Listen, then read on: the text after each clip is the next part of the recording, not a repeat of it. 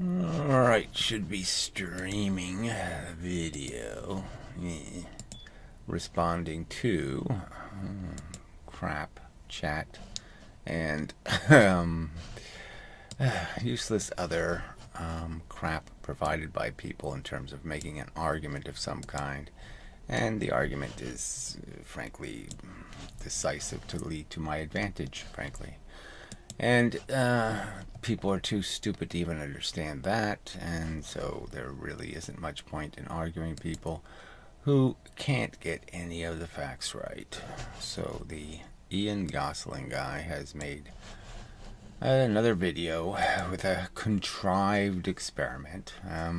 Who knows what other things he tried and it didn't work, and so he had to contrive something that would try to create the illusion of some sort of reason to believe they're crap, and it's just contrived. And so not a very meaningful video, frankly, in terms of providing any information or any useful. Let's see, that's on. I have to find it. YouTube live streaming. No, that's not right. Where the hell is it? Should be here.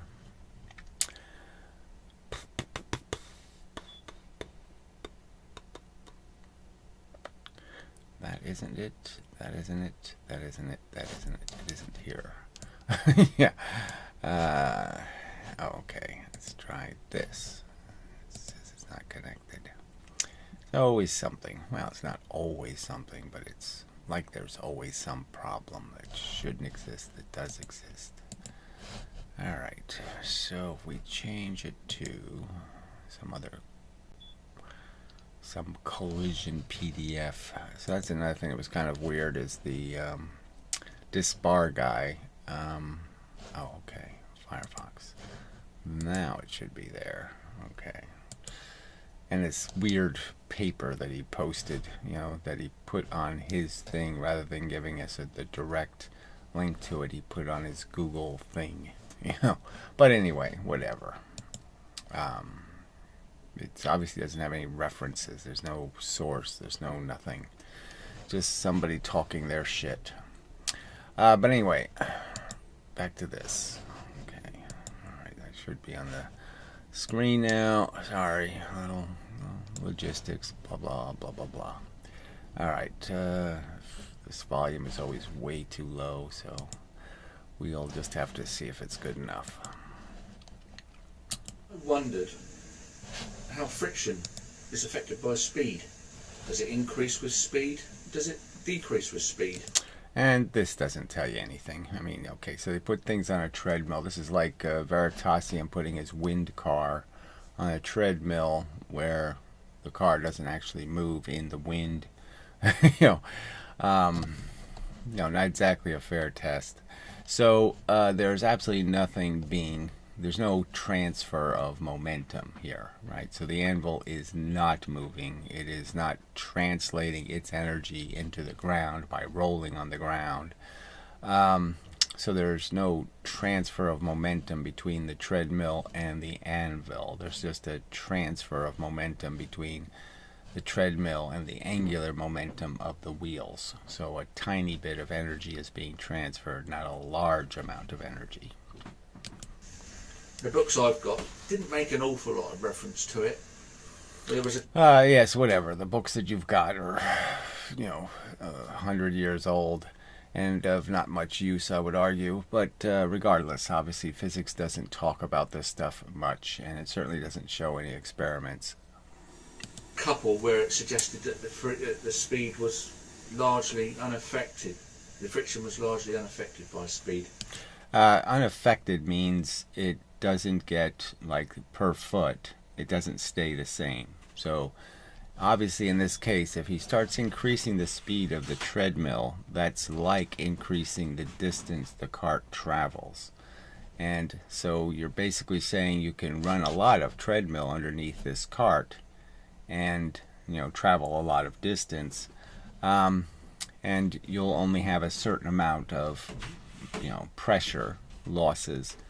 So it's basically validating exactly what I stated, that the faster you go, you get the same amount of energy. So it's Galileo again. So this is 500-year-old physics that in 2023 we have to argue 500-year-old physics. Okay, it's 500-year-old physics, and we have to argue it.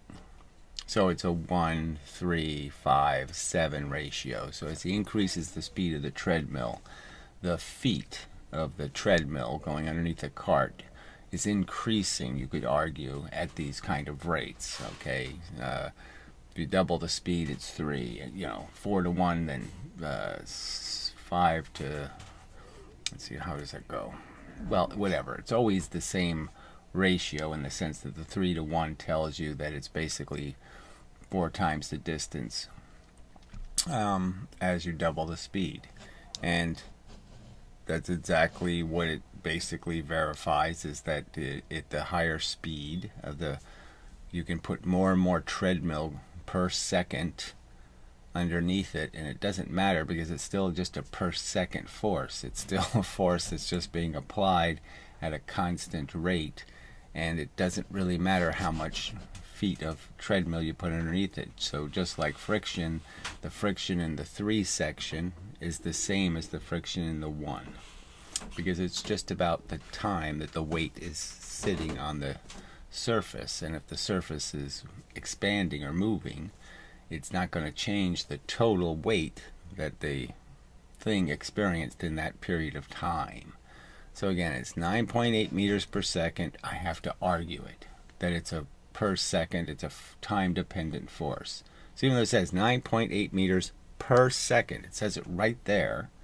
It says all you need, per second, doesn't really matter.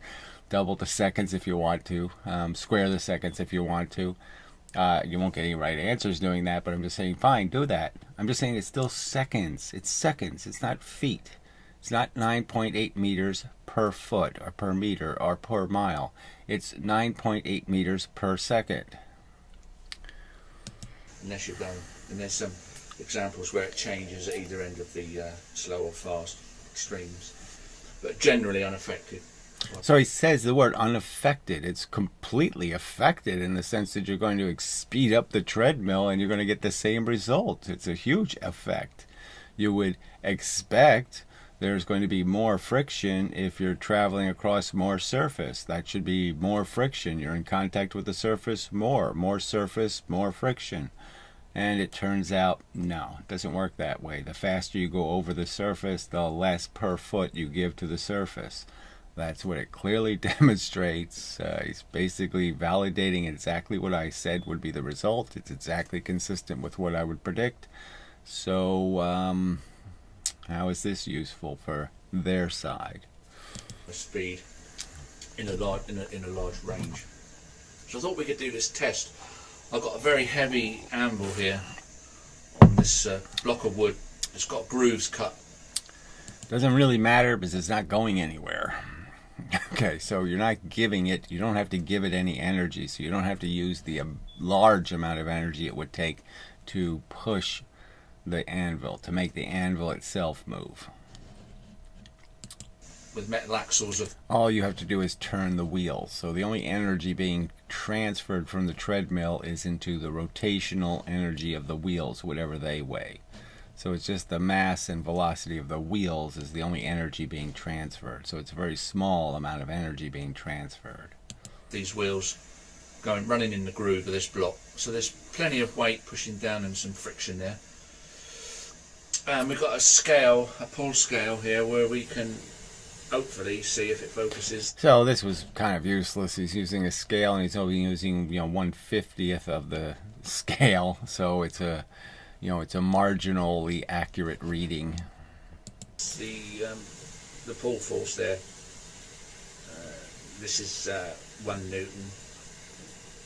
But it doesn't matter what we're going to see the difference in different speeds to see if it goes up the scale or down the scale. This is going quite slow at the moment. This is minimum speed of the treadmill. Fascinating. So again, he doesn't point out what theory this proves, in the sense that obviously he's not moving the mass, okay, so he's not giving it any momentum at all, and all he's doing is showing how the bearings of the wheels changes, essentially.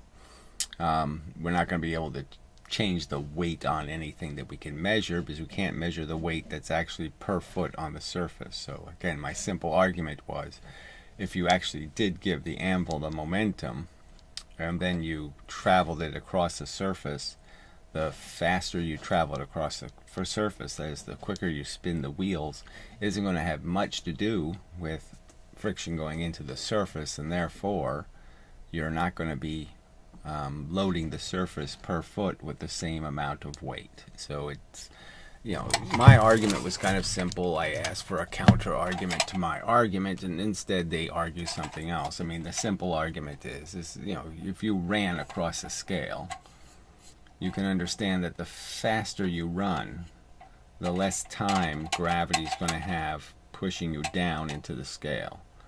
So if it took a second for the scale to crush down for your weight, you can understand that if I cut my distance across here in half, that is, it was a half a second, that only half the weight could be registered. And if I cut the distance down to a quarter, then only a quarter of the weight could be registered. That obviously the faster I travel across this surface of the scale, the less I'm going to impact the surface, the less force I'm going to be putting into the surface. So again, they, I think, very disingenuously seem to be defending some idea that friction is an actual counterforce of some kind. That somehow friction isn't as simple as a bowling ball hitting bowling pins. That the bowling ball just gives its momentum away to the pins. So if the bowling ball has 100 momentums and it hits a pin, the pin takes away 20 or 15. And the bowling ball has 85.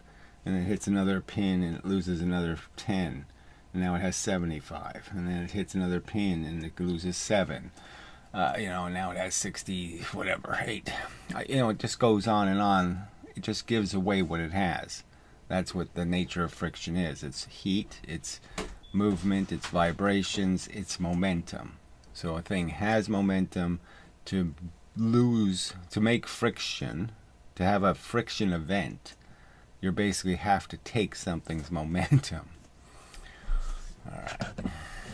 And in this case, he's doing it the exact opposite. He's creating a constant velocity. He's not using up the treadmill's energy. He's constantly feeding it with energy and creating a little bit of friction out of that change in the wheels compared to the object. So he's just really showing us how wheels work. So let's speed it up. Hopefully.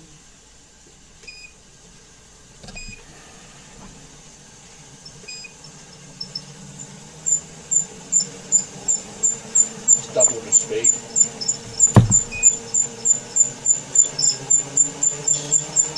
So as you can see, the treadmill is now moving very fast. There's more per foot going across a given point. A given point, there's more and more surface of treadmill going across a given point in a given amount of time. So he's radically increasing how much surface area this pressure is being applied to. So the treadmill is saying the object's getting lighter and lighter, in a sense, per foot wise. If you could register the weight on the treadmill per foot, it's getting lighter and lighter and lighter as you go faster and faster and faster. With the speed.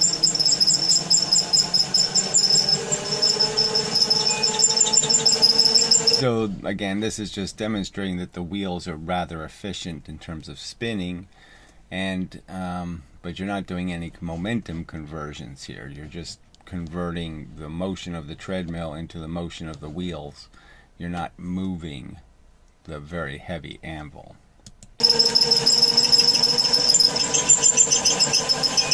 Speed.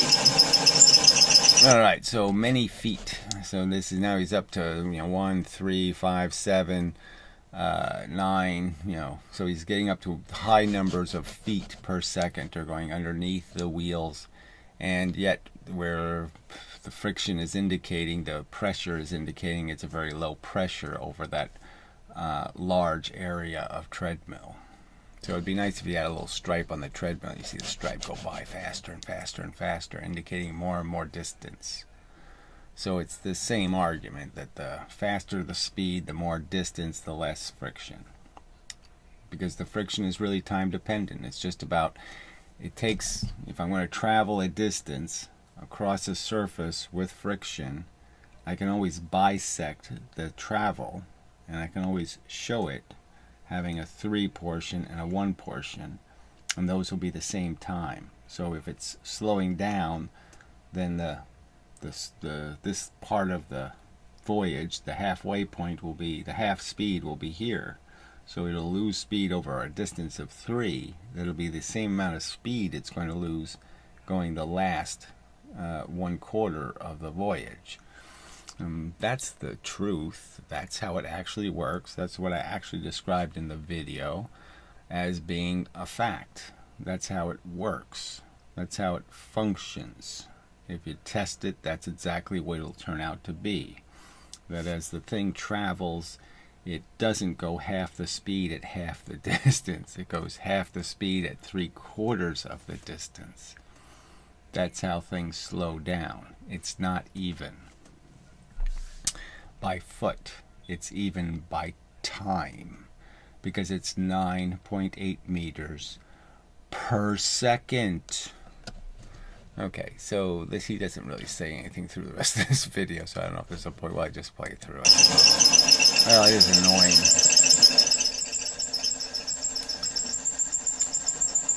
So, la la la la la la. Yep, we've seen that, seen it. Yes, you're using 1/7 or third of a, 1.3% of the scale. Like I'm seeing it. That's the minimum again. Focus. Oh yeah, it does that. Yeah, this is great motion video. Hilarious. So he's getting a lot of oscillating, okay, and that just has to do with you're giving the mass. The mass is, let's see, how to argue it doesn't have momentum, okay, so you're going from the non-movement to a little bit of velocity, I suppose, because the wheels are turning. So the wheels are turning, that wants to give it a little bit of a motion, but like the wind car on the treadmill, there's a little bit of a built-up mechanism, then the wheels rotation, so the wheels make it lighter because they start moving it in the direction, but the wheels have very little energy stored in them, so they can't move the whole anvil, so it stops again and it needs to be re-pushed, so to speak. But it's it's a minimal amount of energy in the wheels. It does a very sort of a surge at a very slow speed as the inertia of the mass is putting on the spring, and then. Okay, so again, he says the inertia again. We've already shown videos where the physicists say inertia is just mass.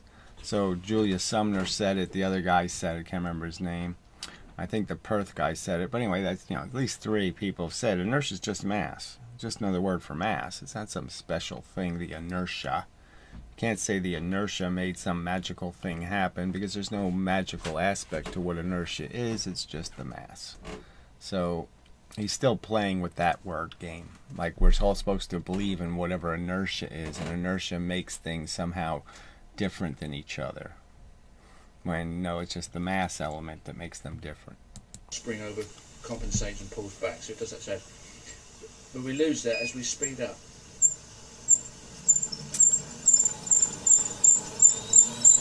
So it's between 1 and 0.5. Obviously, the more you speed up the treadmill, the more the wheels are going to gain their maximum amount of momentum. in terms of their rotational energy, and the difference between the mass and the rotational energy gets less and less and less, the ratio, whatever you want to call it. And so there's less fluctuation. Blah, blah, blah.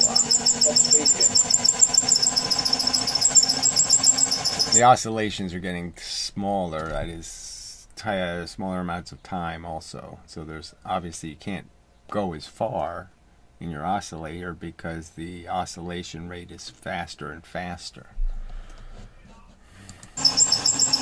The oscillation might be created because there's a seam in the belt. Could be a lot of things that are adding to that in terms of the grip against the wheels isn't consistent. But it's not really a factor. And you can see these wheels are hollow, so they obviously don't weigh much. So they're not adding much in terms of any energy transfer. So you're transferring very little energy between the conveyor belt and the wheels.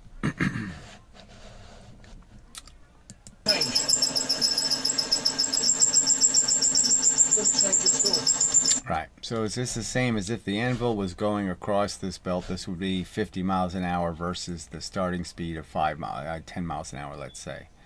And so you've made it go faster. It's covering more feet of distance per the amount of pressure being applied to the surface. So in this case, you're doing 50 feet per a unit of time per a unit of 9.8. So it's the same pressure applied over a much longer distance, a much larger area of surface. So it's obviously per foot a lot less friction. And the same argument is if you're launching something in gravity, the faster you lift off, the further you'll go, and the less per mile you'll pay for fuel. Just another fact. Alright, so let's get the last seconds of this over with.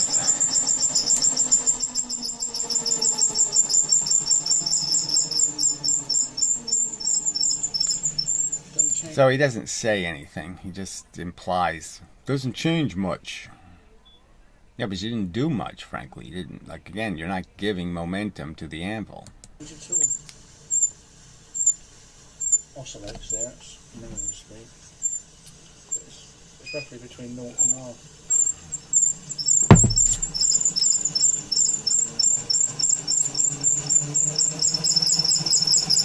I thought the friction might get a little bit more. It is a little bit more. A tiny bit more, it's a fact. But yes, nowhere in proportion to the speed increase. So that was the end of the video. I don't know why he ended it there, but whatever. Okay, so he says nothing here. Does friction increase or decrease with velocity? So the whole argument is that we're talking about whether you can use friction to pull energy out of a system and that it pulls it out evenly, not independent of speed. And the whole point being perfectly illustrated by his video is no, it's not. Because the faster you go, the less per foot you give to the treadmill, so to speak. The less friction there is per the distance you go across the treadmill. The amount of treadmill that goes across your wheels. Alright, and so it isn't consistent. And that's why you can do the 3 amount of distance in the same time that you do the 1 amount of distance.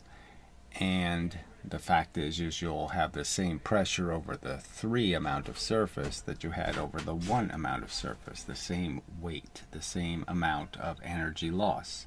And that's why you're going half the speed 3/4 of the way down the track. It takes 3/4 of the distance you're going to travel before you'll go half the speed. Fact. If you launch something up at 50 miles an hour, you launch it. It doesn't go half the speed until it's 3/4 of the distance up. It doesn't go half the speed at half the distance. Because it doesn't lose the energy to the force, okay, in anything other than units of time. Alright. So his comments. which will be rubbish. Wow, that is quite a big anvil you have there, Ian. Thanks for the video, mate. That was useless. I'm waiting for that comment from a woman, but thanks anyway. So she's going to comment on your fat ass?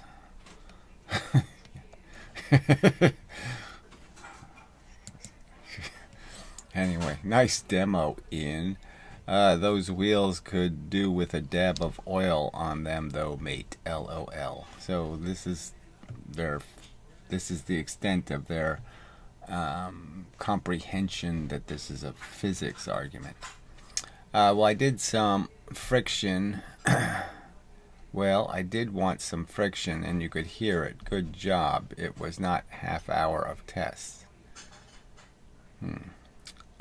Good job. It was not half hour of tests. I don't know. I guess he's saying it's good. It didn't take a half an hour because it was squeaky and noisy. All right, then when fall walls, there we go. The friction was certainly audibly apparent. I think that's yet another DS argument, slam dunked to the bin. So somehow proving that there isn't more friction when you go faster, that you can in fact have the same energy loss per a large amount of distance.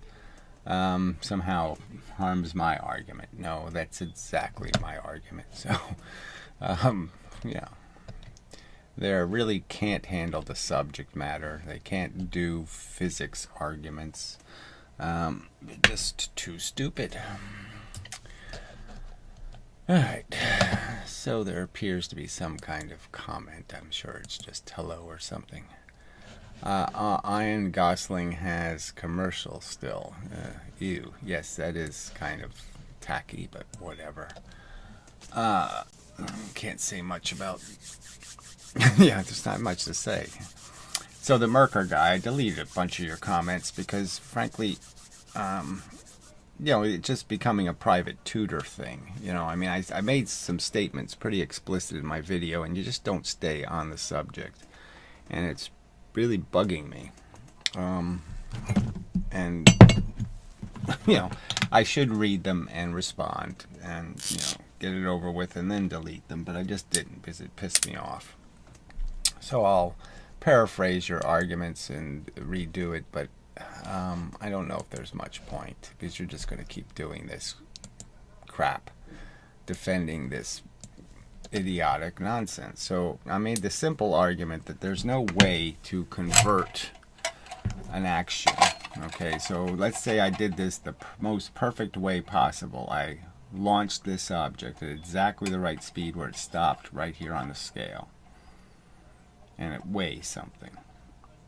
And then I do that a second time and it weighs something. I can only have done twice the work. I can't do more than twice the work.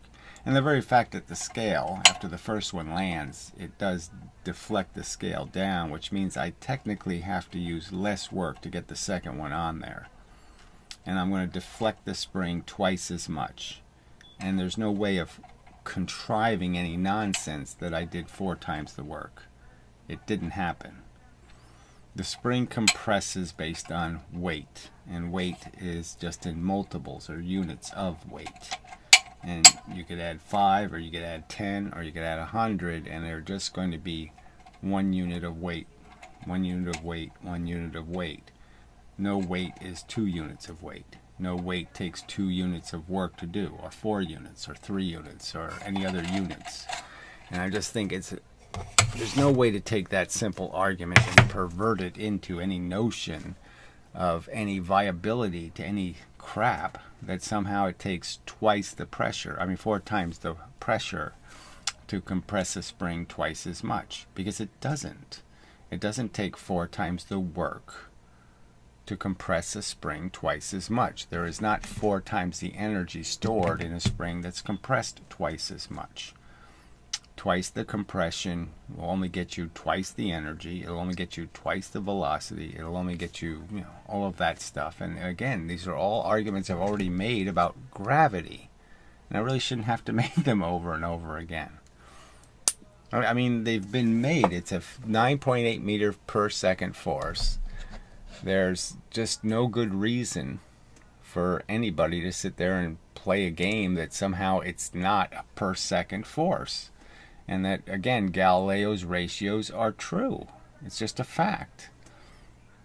That yes, and that 4 times the distance, 3 units of the distance, okay, are giving you or are taking the same amount of energy that in the 1 unit, because those units happen in the same amount of time. The fact that you can put more fingers in this unit of time doesn't change the fact that it's only 9.8 meters that has to be shared by all of those fingers. All these fingers have to share the same amount of porridge. Okay, and there's no please sir let me have some more crap. That's it. That's all the porridge they get, 9.8. And the one over here, he gets 9.8 all by himself. It's just... Well, you were agreeing with me in a way that I found incomprehensibly non-agreeable. So we'll just call it a draw or whatever. Like I said, I shouldn't have deleted the comments. That was just, no, I should have waited. But good. If we agree, good. Okay, it's a per second force. It doesn't care how fast you're traveling. It just cares about it's doing its force thing. Okay, and that's how much force you'll collect if you're in it that long. That's how much you'll collect. It's like spray paint or rain or some other analogy to something you collect. You basically just collect gravity. And the fact is, the faster you go across a surface, the less you're collecting per foot of distance. Just a fact.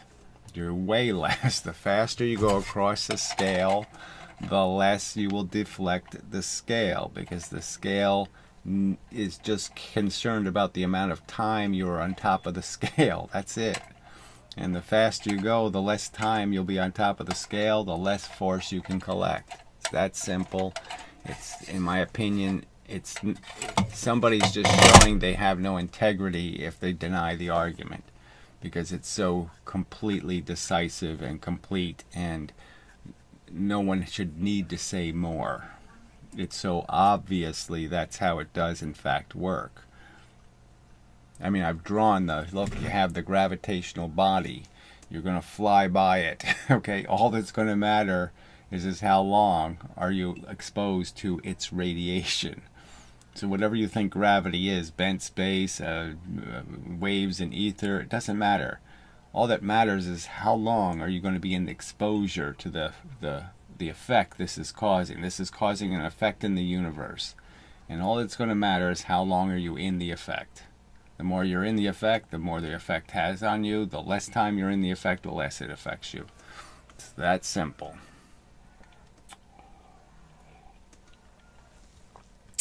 So the illusion that you get 4 times the distance, it isn't 4 units of energy. 4 units of distance isn't 4 units of energy. 4 units of time is 4 units of energy. And it's only 2 units of time when you go twice as fast. Twice the speed does not increase your time in the force, okay, or cut your time in quarters. So it's just not a viable argument. So you're going to do it again, are you? Okay, elephant is 1W. If we say the elephant moves 2 distances, so again, you're still using distances, and it doesn't, without pointing out how fast you're moving the distance, how could this be a valid argument? But anyway, that's 1W times 2 equals 2W. If it is 2 elephants traveling 3 distances, that's 1 times 1, 2 times 1 times 3 distances, or 6W. Well, as long as you think that's saying it's only, I don't know. I just don't see the whole idea of even putting it in 2 distance units is just suspicious. Why 2 distances? Might I just say you're moving an elephant 1 foot, and then if you move another elephant 1 foot, you've now done twice the work. You've moved 2 elephants 2 feet. So what? Or 1 elephant 2 feet, frankly. Because, yes, the weight is redundant. You're dropping the weight. So it doesn't really matter whether it's the same elephant or a different elephant.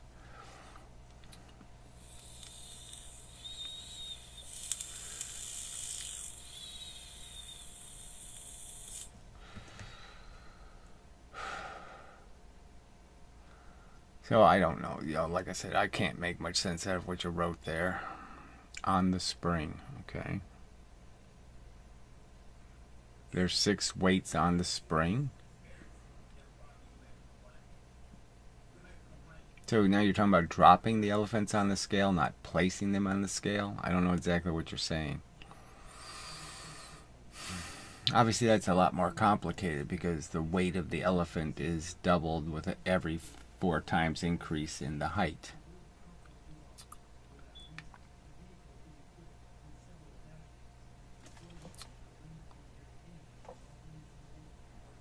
So I'm just gonna, there's nothing, I can't do much with this. Elephant is 1 weight.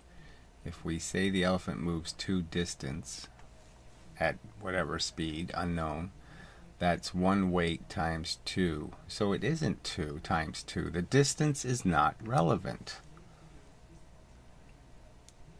You can't use distance, you have to use time. It's because that guy Chris was saying you need 4 times as many elephants to move the spring twice as much. Who was saying it? If he says you need 4 times the elephants, then obviously that's retarded. Obviously 4 elephants do not weigh the same as 2 elephants. So if you have to argue that with somebody, there's no point in arguing. I mean, it's a proven fact. We can establish this is a factual axiom that if 2 people step on a scale, you'll measure both their weights. So if we have to argue that flat earth philosophy that somehow scales are lying to us and 2 people really weigh the same as 4 people, what's the point? There's no point in arguing that.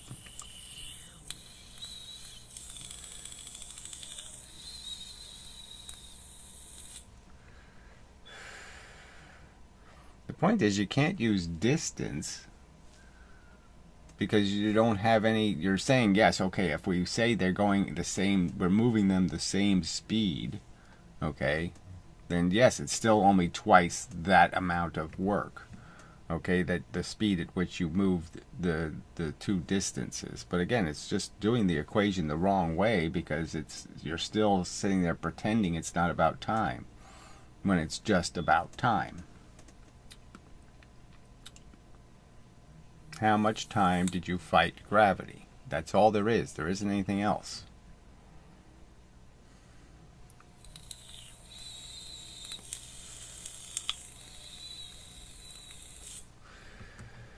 If I lift the elephant really slowly, obviously I'm going to do an insane amount of work.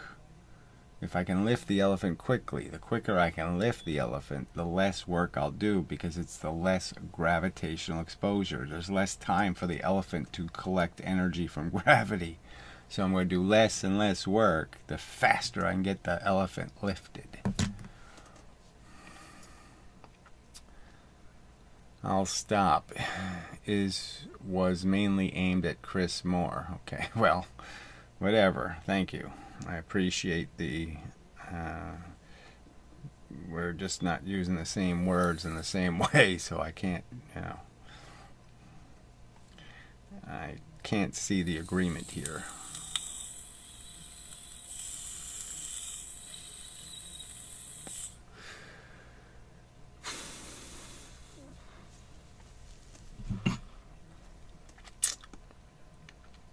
So, let's see. What else can be stated as a generality? So again, I have pointed out, I just don't know why. It's a pretty easy, thing to defeat. Let's just say I give you this simple argument that there's only one kind of energy in the universe, and that is this motion of force. And the motion of force pushes on objects. So it just basically creates a pressure. It gives the object weight by giving it motion. So the battery in space doesn't weigh anything, okay, away from all gravitational influences. It doesn't weigh anything, it doesn't have any motion. If I give it no motion, it has no weight. I have to give it motion for it to have weight, or I have to move something against it. Obviously, I have to either move the scale or I have to move the battery. But I have to move two physical material objects into each other for there to be registered something called a weight. So the weight is completely consistent with the understanding of momentum. Clearly, gravity gives you 9.8 meters of velocity momentum per second. And that's doing it to you as you sit on the surface of the earth. It's still giving you that momentum. It's pushing you, all right? And the ground resists, pushes back, so to speak, because you increase the pressure on the ground. The ground takes that increase in pressure and pushes it, reflects it right back out again. And so it looks like you're stopped, but you're not stopped because the gravity is still pushing. You're still getting wet. It's just that the ground is pulling the water out of you as fast as the water is going into you, so to speak. I guess it's 9.8 meters of differential that always exists. So again, we're back sort of to the first push argument. So I did think of a way of analogizing that in maybe a spaceship way. So maybe I'll draw that and see if there's any fruit to be made out of it.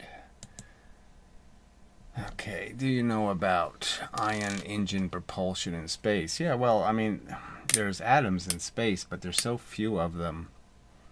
So I'm just saying, you know, the idea that you'd have to create a collector that's insanely large. So I don't see how it could get you anywhere. You know, I mean, I'd say good luck with that, frankly. You know, you're talking about building a machine that's miles across, miles and miles and miles, and you know, I don't think the human race will get there. And you know, what kind of speed you could actually accomplish, because you have to move so much mass, I would say is probably minimal, frankly. All right, so let's say you did have a spaceship, okay, and the simple thing was you'd be able to just, well, it's not very symmetrical, but who cares, right? So let's just say I could open a hole in it, okay, and I let something in, all right, and then I closed it, okay. So the simple argument is what happens? Well, it hits this surface, right? Okay, so it's applying a pressure on this surface first. So we have pressure going that way. And when the ship moves, you could understand that, well, it's going to hit into more stuff going this way, right? So there's stuff going this way. So any movement that way is going to mean it's going to go into that stuff more aggressively. That is, it's going to hit it sooner or whatever. And there's going to be a counter, just like the Earth pushing back. There's going to be a force that will hit it, and that will reflect back this way. So it was moving this way, and then it stopped. All right, and it's reflected. And now it's going to hit this other wall, because now the wall is back. And so now it's going to do the same thing the other way. Now it's going to take away what you did over here. So over here you tilted the line this way. And now it's going to hit this side. And now it's going to put the line back to the middle. And then it's going to do the same thing in the middle. It's just going to get hit again by the external environment. It's going to hit it eventually. And it's going to send this back. And it's going to do that again. So all it's going to do is oscillate between this way and straight ahead. But it'll always recognize that the first impact was this way. And you won't be able to get rid of it. The fact that the energy went in this way first, that was the first hit in this direction, and you really just won't be able to get rid of it. You'll constantly oscillate between those two things and keep turning. Slowly but surely you will inevitably turn in a circle, okay, because of that introduction of that one little grain of energy. So I think that's a valid argument. And just explains the fact that you really do have to go through zero. You can push something this way and then you have to get back to zero. You can't push it the opposite way because that's twice as much energy. The ground doesn't give us velocity up. It just gives us back the velocity that undoes the going down part. It doesn't push us up. It just pushes us on down. Yeah, on down. Yeah, well, we'll go with that. I like it. Good enough. All right. That's a movie about traveling. Oh, do you know about ion engine propulsion in space? I don't know what that. That's a movie about traveling in space to a new Earth. It's called Pandarum. And humans mutate into monsters over hundreds of years and turn into cannibals. Oh, how interesting.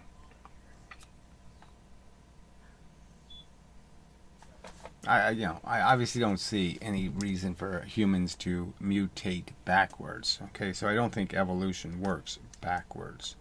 So even if we mutated into Tyrannosauruses, we would still be holding our pinkies out when we drank our tea.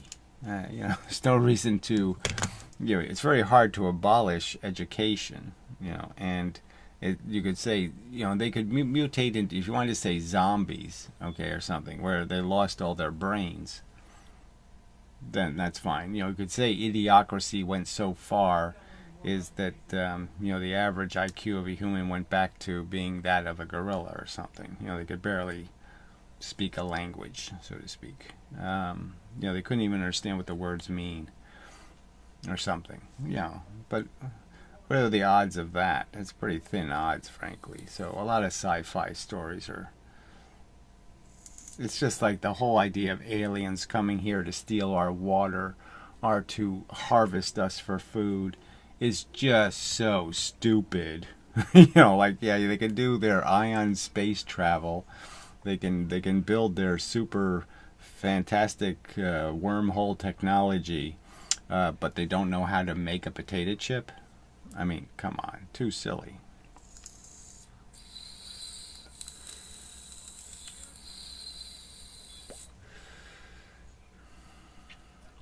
I mean, we're already at the point where we can synthesize, cow flesh in a petri dish. Yes, it's really expensive, but we can do it. We're not going to go travel across the galaxy to go eat a rutabaga.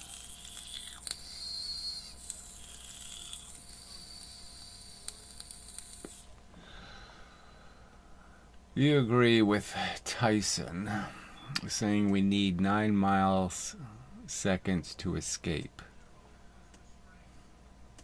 Probably not. I mean, Tyson. It's Tyson. It's not. Who's Tyson? Do you agree with Tyson? No, I don't know what Tyson you're talking about. Saying we need 9 miles per second to escape Earth. 9 miles per second. I mean, it's a way of. I haven't heard it put that way, so I guess I have to think about the 9 miles a second. Doesn't seem that fast, frankly. Oh, deGrasse Tyson. Sorry, yes. Jeez, Neil deGrasse Tyson. Yeah, I should have figured that out.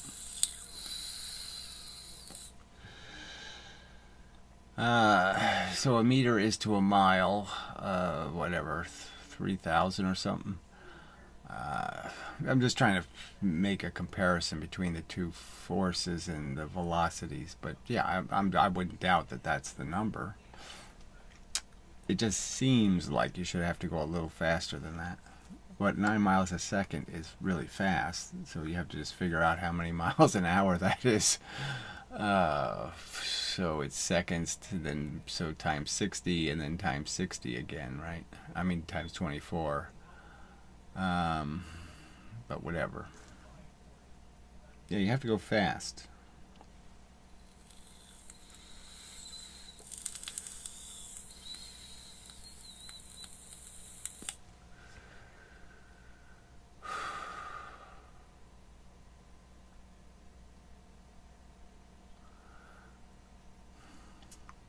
does sort of just demonstrate the whole idea that the force really does, to some extent, die eventually, in the sense that it becomes so minimal that any velocity overcomes it.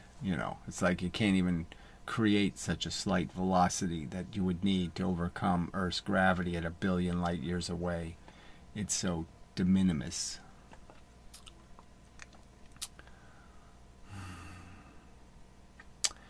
You could move really slow. It just requires a lot of work and fuel. Yes, exactly. That's exactly the point I made. That if NASA would have a huge fuel bill if it took its time getting the shuttle off the ground. I mean, it could fly it off the ground, but yeah, it'll have to refuel about 600 times. So it just it's not very practical to go into orbit the slow way.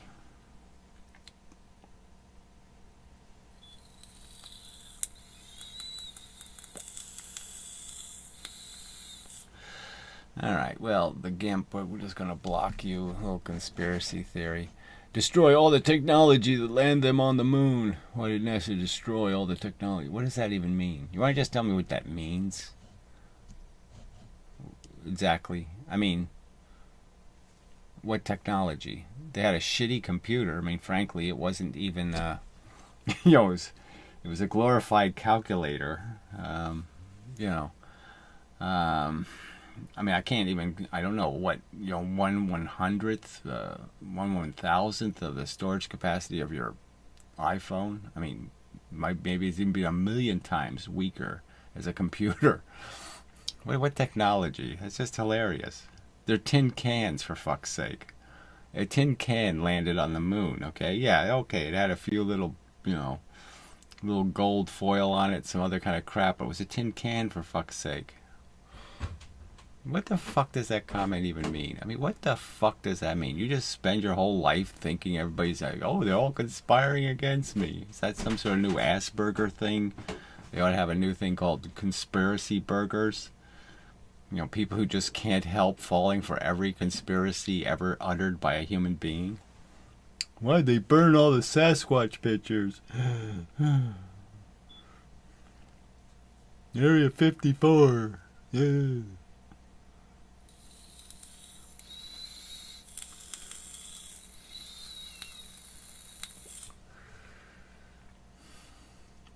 I mean, you do realize that, for any of these conspiracies to work, it means that the grunts, the privates, the guys who already have marks against them, who have shitty jobs in the military, all of them would somehow have to be in on the conspiracy.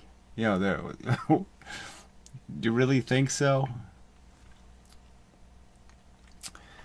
Let's see. Even F-16 run on Commodore 64, but they are still effective.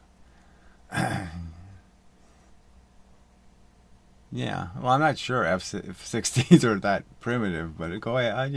I think they actually have touch screens and all that kind of shit, but whatever. I think they've been upgraded with time, but, well, if you say so.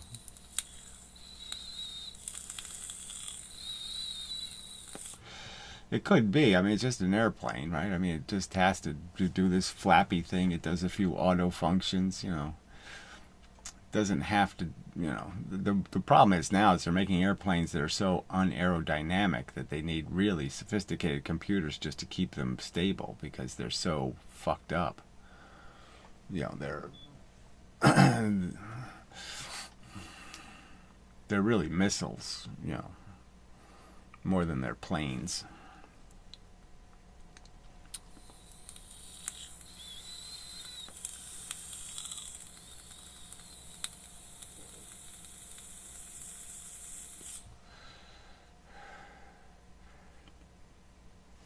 Yeah, I would just think they would have to upgrade. 50-year-old plane technology has probably been upgraded a bit to do all the shit it has to do in terms of radar and all the other crap.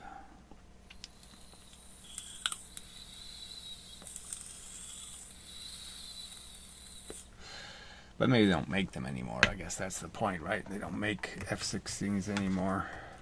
So it's just the old ones flying about here and there.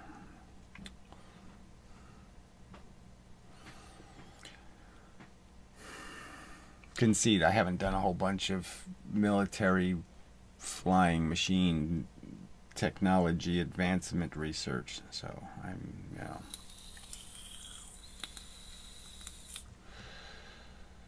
You would be surprised. There are companies running databases on 90s technology using Perl programming code.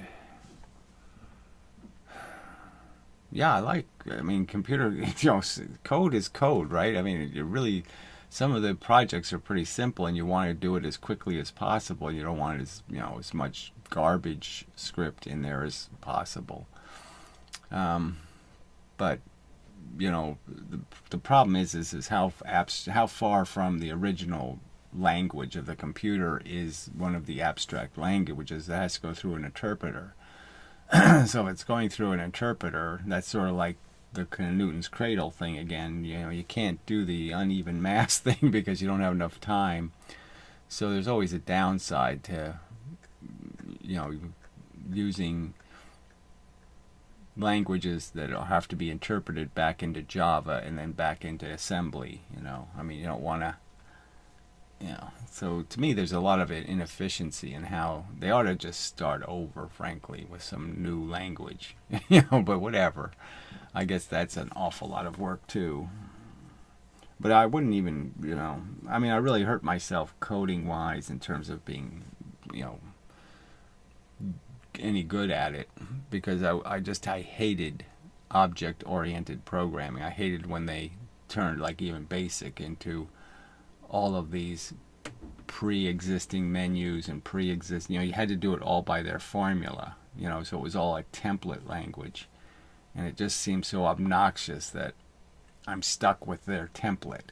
I don't want a drop-down menu. I want a pop-out menu, or I want, you had to go with their standard, and everything was built on that infrastructure. So programming for Windows was almost like revolting, because everything had to go. You had to do everything in the confines of the Windows environment. And it's like, fuck that.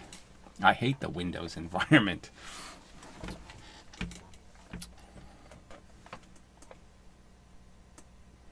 It just seems so bogged down, and especially in the early days when you really wanted everything had to be really efficient because of the limited memory and the time and the slow internet and all that kind of crap. So everything had to be as small as possible, and now I became sort of just obsessed with minimalism, and I just can't get out of that mindset.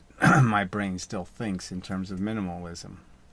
Even though now you can waste time all you want because everything's moving so fast.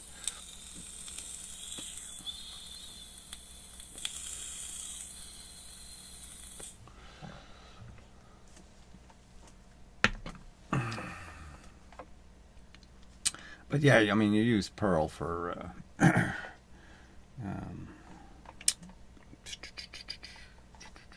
server kind of stuff.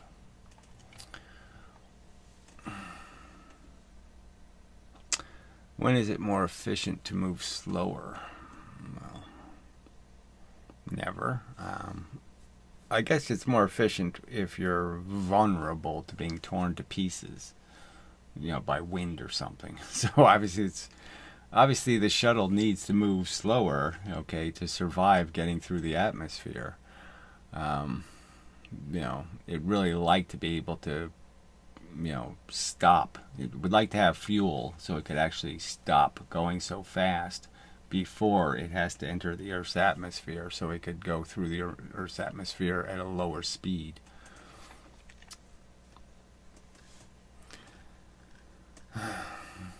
Yeah, well, Linux isn't compatible with a lot of stuff, frankly. It's barely useful, and I'd love to be able to say, yes, get Linux, but I really can't say it because, frankly, you really do have to fiddle with it to keep it going. It just has these little bugs that still exist, and the software is all incomplete, right? I mean, like some of the really old, I remember talking to two guys, like one of my first Emendum videos is me talking to a couple of guys about Linux. And so that's almost 20 years ago. And they actually had Compics on the Linux machine, and it's doing this incredible stuff, right? I mean, it's moving the windows around in this square, and it's, it's really impressive. But his computer crashed as soon as he did it, right? So, I mean, it was basically showing me, look at what it can do. But yeah, it crashed. And the irony is, still crashes. Okay, it's still buggy as fuck because nobody was paid to develop it. Nobody finished anything because nobody was making enough money to be worth their time. Blah blah blah blah blah. So it's got a bunch of unfinished software. So the software like partially works, but you have to make it. You have to force it to be compatible with the changes in the kernel, and it's just so it's But yeah, I mean, look, I'm doing all this on Linux, so yes, I'm able to stream a video. I'm able to do all this crap. I got like 25 tabs open in my browser, and it's working. Okay, but all of a sudden it won't be working. Is the kind of thing it does. I mean, it does. It doesn't give you a blue screen of death. It gives you a mouse that won't move of death.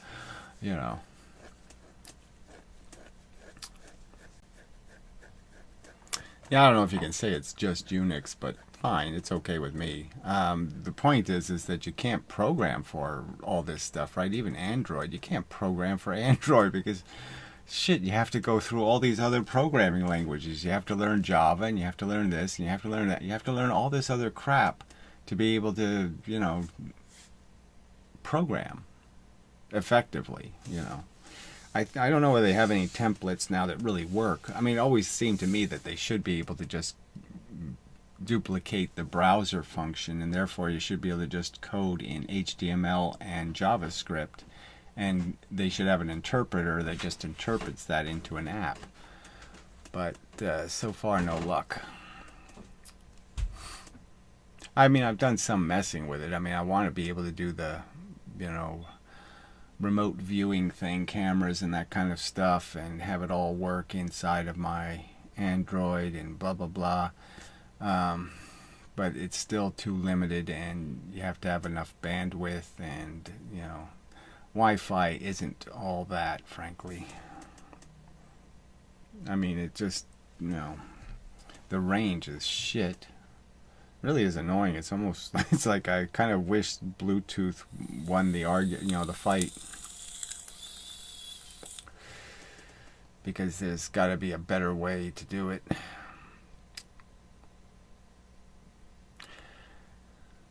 Yeah, I mean, it is. I've had many more than 25. I mean, I've probably hit 50 tabs in Linux, and you're just like, the very fact that Firefox will let me get away with that is, funny. But yeah, I mean, the computer still runs. So right now I actually have 3 browser windows open. So, and one of them has at least 25 tabs, and the other one has cameras running, and the other one has your chat running. So it's like, and it's not crashing. So I have to give Firefox some credit for that. Now, otherwise, Firefox does create the memory dump that'll eventually kill Linux. So if I don't be careful and close something before I reopen something else, blah blah blah, if I don't do a couple of procedures, Firefox will destroy the memory, and the computer will crash. But I think it's always Firefox that crashes it.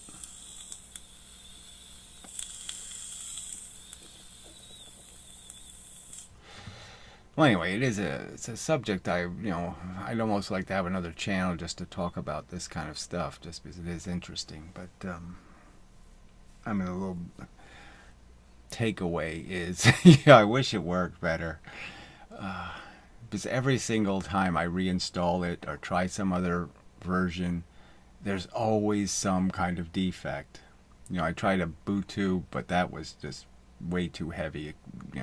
Whatever all the other extras they've pumped into it, in terms of Windows fading and all the other crap, the little superficial effects they have built into it, just make it too heavy.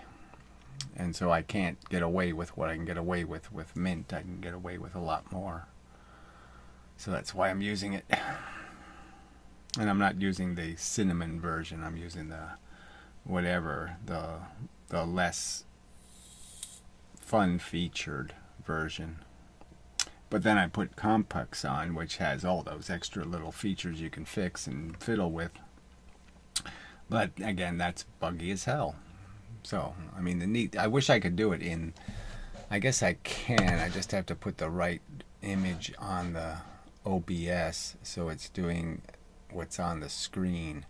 But it really is neat that you can hit a button and I can square this whole thing and I can open the different view spaces and I can do all that crap, and it's really quite, it's visually interesting, but that's all it is. I never use it. I just every now and then do it just to look at it and say, wow, that is cool. You know, I mean, having your whole workspace turn into a three-dimensional cube, and it's all really quite interesting, you know. And it's like, oh yeah, I love that. So when I use the other software that does work, you know, almost, Simple Screensaver, I think it's called, to record the videos, yeah, I can do that effect and it records the effect, which is kind of nice. So I kind of miss doing that. But the problem was the audio wasn't as good in those videos. So OBS is a lot better at whatever, getting the best out of my microphone.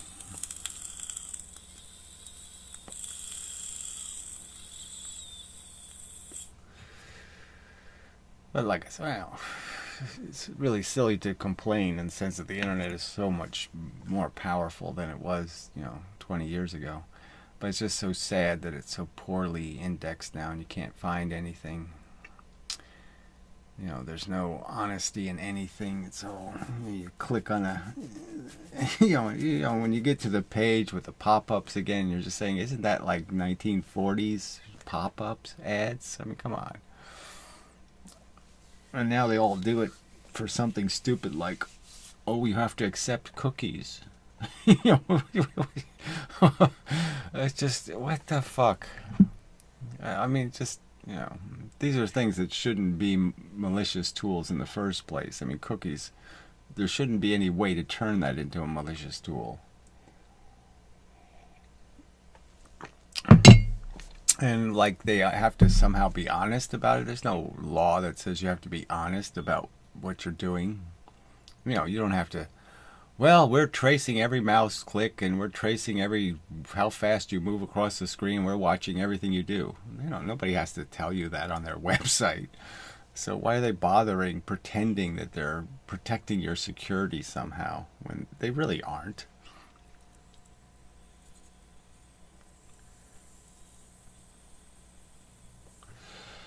Well, he didn't concede it. He just says he doesn't know how it works. So he still has some problem figuring out that there's no momentum problems anywhere. Okay, if you use momentum, you can figure out where everything goes, and you know, it all works out just fine. He just wants to keep defending an experiment that's retarded. You know, where you go 100 momentums in and you get 133 out in the same direction. He thinks that really happens. So he keeps trying to figure out how he can make that real in this universe. And obviously, yeah, you're not going to be able to do that and say you believe in conservation of momentum. Because it's not conservation of momentum.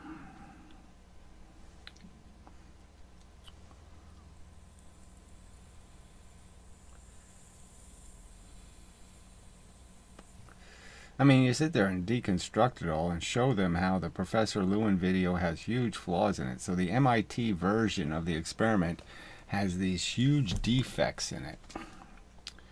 And they won't even take that seriously, like, well, isn't that a strange coincidence that that this very weird experiment, you know, that challenges the basic rules of physics, has these, you know, blobs of clay on the carts. You know, isn't that a strange coincidence?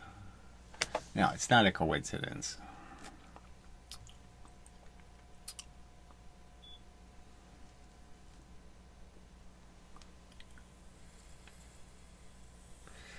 They won't say what their theory demands, which is they don't believe in conservation of momentum. If you don't think levers can create half the mass and go twice the velocity on the lever, then you don't believe in conservation of momentum. And they won't say the words because they know that's, ooh, wait a minute, I have to, start over again, if I'm going to break that rule. I'm changing physics rather dramatically. Yeah. And so they won't say what their theory demands. And it really does demand that you either believe in one or the other. They're not compatible ideas. There's no compatibility. You can't keep saying momentum isn't energy. Well, then what the fuck is it?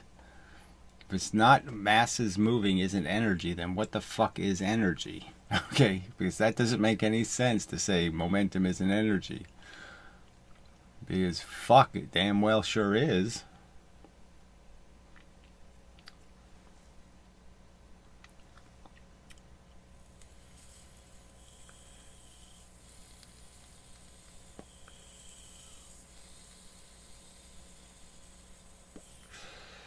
I mean, I try to be nice and give them the out. I sit there 2 videos ago and I explain, look, it's just a simple mistake. Okay, you're visually fooled because gravity does this kind of weird thing of allowing something to go 4 times the height with only twice the velocity.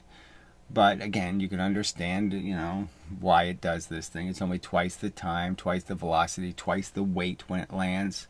I mean, how could it land with only twice the weight and you believe it has 4 times the energy? Isn't that the giveaway, the landing weight? It goes 4 times. I go 4 times higher. I go 1 times high, it weighs 10 pounds.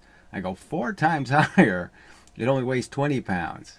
I mean, isn't that the giveaway that no, it can't have 4 times the energy. It can only have twice the energy. It's only 20 pounds of landing weight, landing pressure.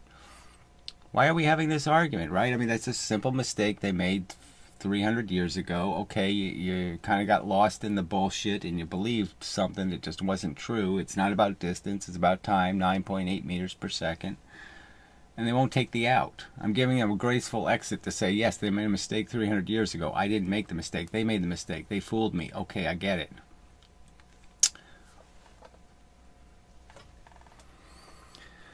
It makes me think of dominoes knocking over progressively bigger dominoes and despair thinking he can make a machine out of that. LOL.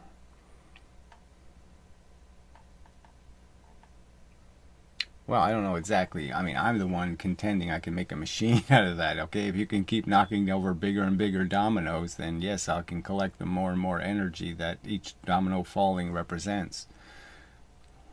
But whatever.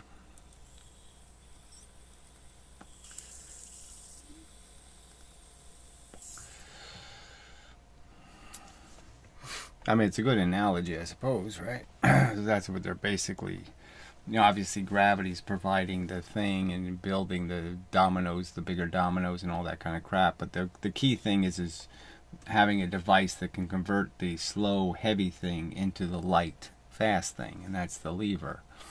And the fact that they don't think levers work, is a big one. They don't think levers conserve momentum. Somehow, when you try to push the half mass at twice the velocity, somehow the energy goes into the ground or it goes someplace else. That somehow the physical universe can't push the half mass twice the speed. It can only go 1.4 the speed. Way short.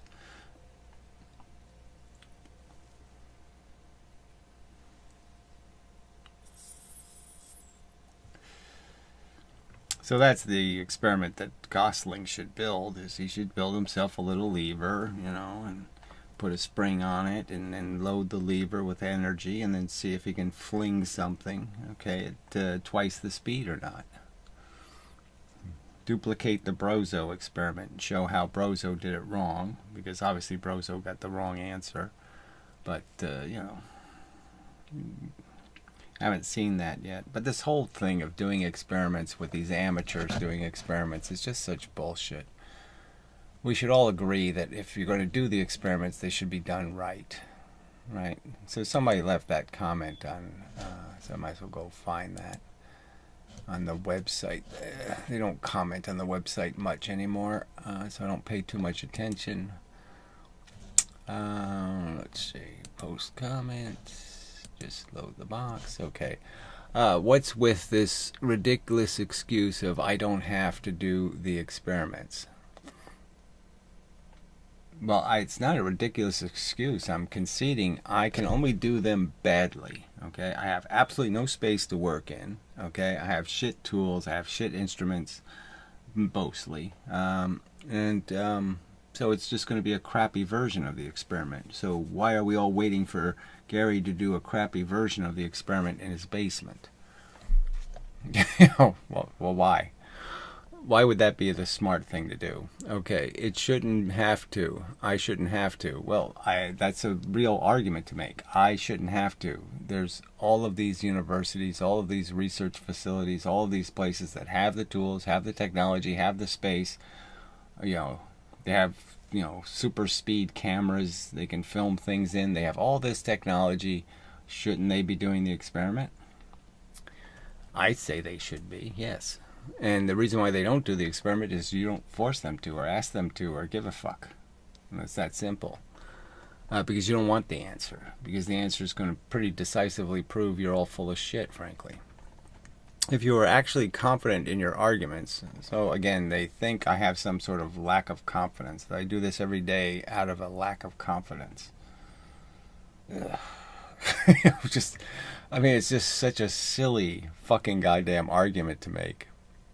I'm willing to pay people to do the experiments. I'm willing to pay people to make arguments, and you're talking about my lack of confidence.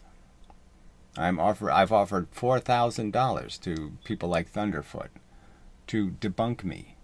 I've pleaded with him essentially, please make a fool out of me, please make the video.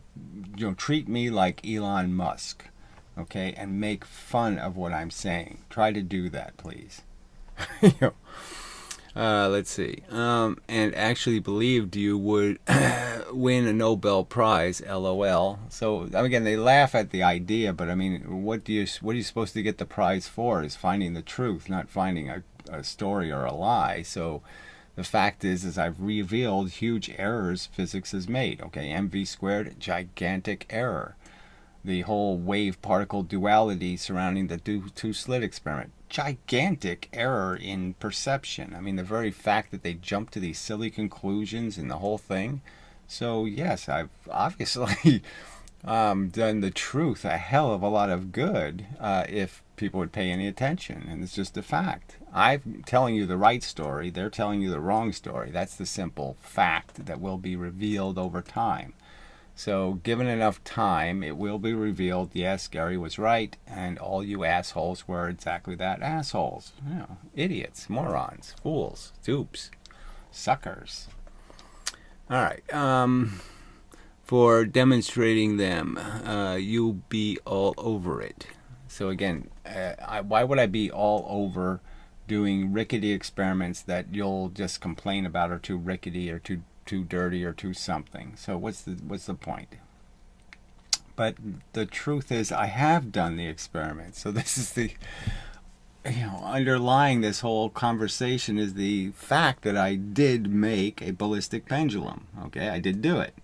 And then I rolled little balls down tracks. I did do it. I did make a pendulum. It's right over there, actually, hanging there still. It's amazing. It's still balanced perfectly. A week later. Now, yeah, maybe I can do some experiment with it that will reveal something. Okay, so I have it there. Thinking about it, but really I have to make the lever.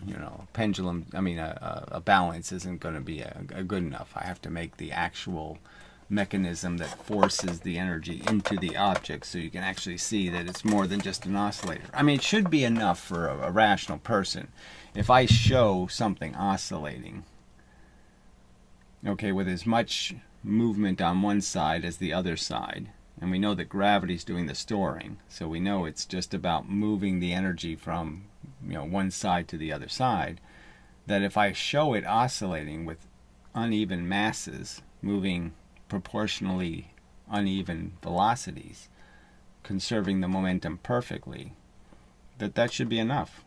That experiment should basically say to somebody, okay, I get it. The tip of this is moving twice the speed as this bit right here. And so if I put a 2 mass there, and I put a 1 mass out there, and then I oscillate this, okay, and it oscillates perfectly, this moving twice the distance, and the same time this moves half the distance, well, then I pretty much have proved conservation of momentum, and levers work. But no, it's not good enough for you morons. Deep down, you know you're wrong, though. So again, that's I'd swear on my parents' destiny as souls in the universe, if there was such a thing, right?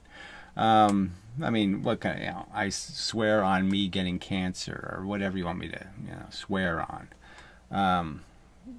I don't lack any confidence. What I am confident of is that you are belligerently stupid. I mean, you're not accidentally stupid. It's not a mistake anymore, right? So you could argue that Leibniz just made a mistake. I would argue that obviously his religious fervor forced the mistake. But regardless, let's just say it's a mistake. He got fooled by gravity. And then you could say the Deschardelet woman was fooled. The argument there is a little bit tricky because, she died so young, having the stupid baby when she was 40 and 43 or whatever. And, it really just ruins the story because there is an indication that she finally conceded that Leibniz was wrong. Because she was a big fan of Newton's. I mean, that was the weird thing, right? I mean, with her last breath, she was writing her translation of Newton's Principia. So she was a huge Newton fan, and obviously this Leibnizian theory kind of breaks all of Newton's physics. So you really can't believe in both. I mean, it really is quite bizarre. The more you look into something, the weirder and weirder it gets.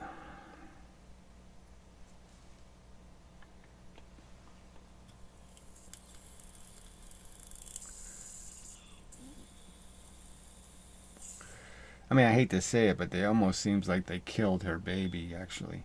So the baby lived for 2 weeks or something. And you're almost saying that maybe they just starved it to death. I mean, after she died, they just, the husband said, fuck this. I mean, the actual husband, who indulged her philandering or whatever you want to call it, her sluttery. Why would he raise somebody else's kid as his son,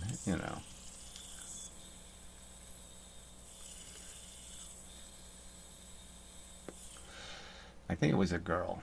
Actually, I think the baby was a girl. I'm not sure. Making her even more useless to him.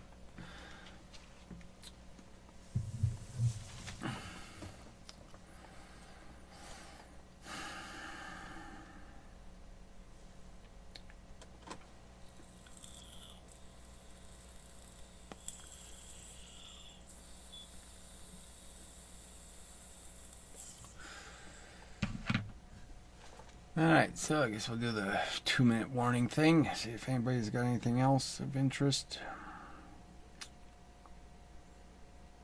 Call it a video.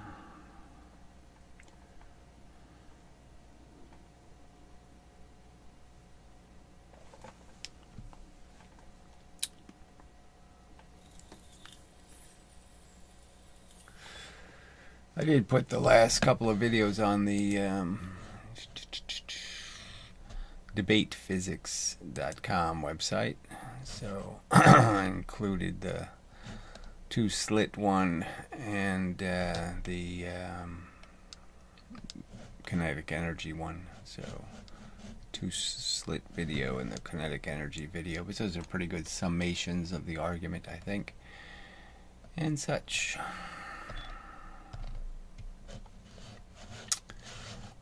Seeing what's on the screen here, so I guess we don't need this anymore. And we'll put the chat back over there and see if there's anything else beyond my way. Alright, when I get home I'll respond to the rocket diagram. Yeah, I don't know if I really want you to do that. Yeah. Frankly, I mean, if you can't draw things, you can't, you know. Because you have to really follow the idea, you know, that something hits something, and then that something moves into a field of energy, and it's going to hit the energy, and then it's going to reflect. And, you know, it's a little more complicated, you know, following the bouncing ball. But whatever, fine, go ahead.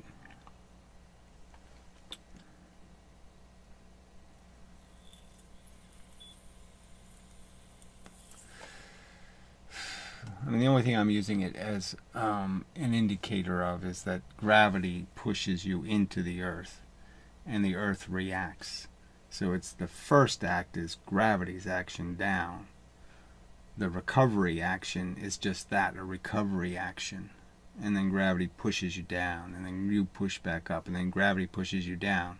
So over time, you're spending more time in than back on the surface. And that's the argument, is that you are perpetually in more than you're out.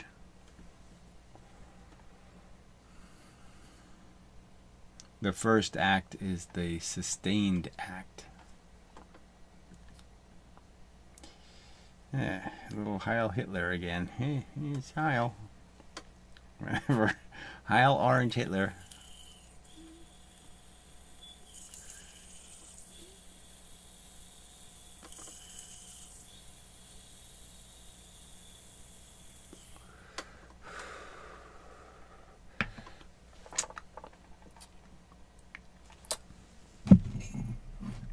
The world is just so funny. All the symbols, all the shit you hear just driving down the street, and you're just like, oh.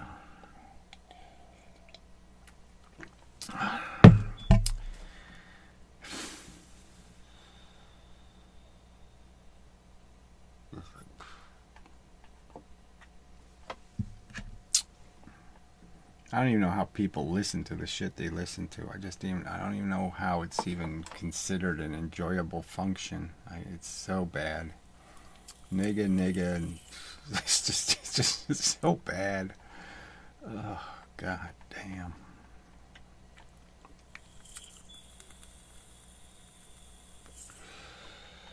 I don't think I've ever, all the times I've sat and listened, I don't think I've ever heard classical music coming out of a car.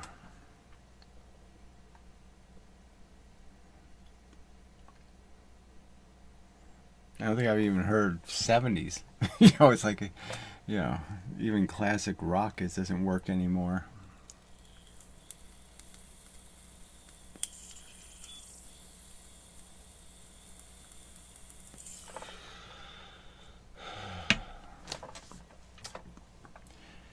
Yeah, the world is just becoming so frickin' cliche.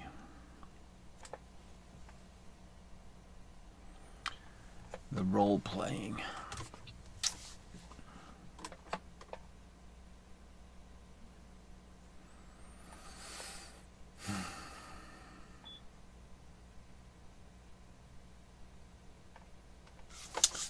Alrighty then, I guess we're done.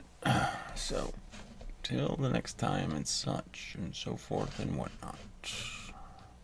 Blah blah, this has been a draftphysics.com. Debatephysics.com also. Video presentation, and such.